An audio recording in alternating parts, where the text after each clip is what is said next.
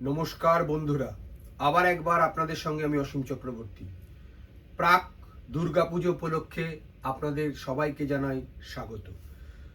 আজ হাতের যে রেখা নিয়ে আলোচনা হবে তা হলো প্রণয় রেখা বা বিবাহ রেখা।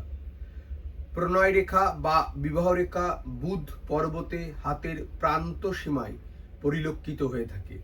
অর্থাৎ প্রণয় বা বিবাহ রেখা হাতের প্রান্ত সীমার দিক থেকে উত্থিত হয়ে বুধ পর্বতের অভ্যন্তরভাগ পর্যন্ত প্রসারিত পরিলক্ষিত হয়।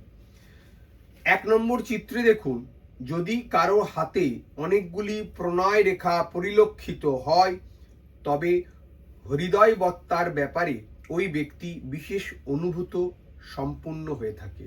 অতএব অনেকগুলি প্রণয় রেখার মধ্যে যে প্রণয় রেখাটি সর্বাপেক্ষা সবল সেই রেখাটি এক্ষেত্রে চরম অনুভূতির বা বিবাহ সূচক বলে আমরা বুঝতে পারি।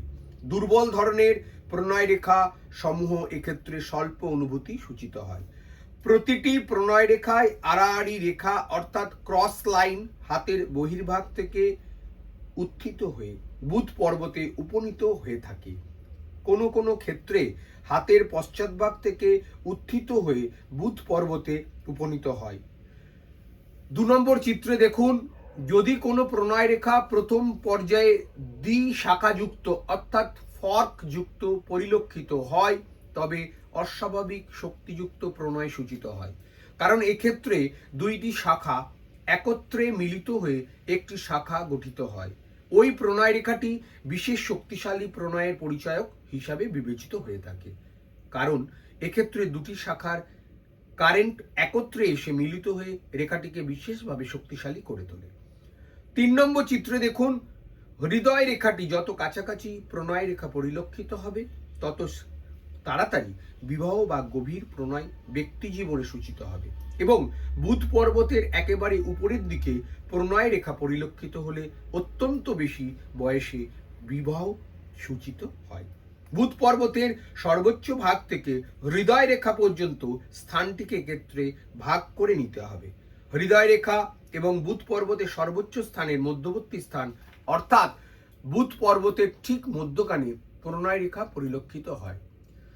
4 নম্বর চিত্রে দেখুন, 35 থেকে 36 বয়ঃক্রম কালে সাধারণত এই গভীর প্রণয় বা বিবাহ বন্ধনে আবদ্ধ হলে এই রেখাটি পরিলক্ষিত হবে। পরবর্তী পর্যায়ে 70 থেকে 71 বয়ঃক্রমে গভীর প্রণয়ে বা বিবাহ বন্ধনে আবদ্ধ হলে এই রেখাটি পরিবর্তিত হবে। হৃদয় রেখার যত কাছে প্রণয় রেখা পরিলক্ষিত হবে তত স্বল্প বয়সে গভীর প্রণয় বা বিবাহ সূচিত হবে।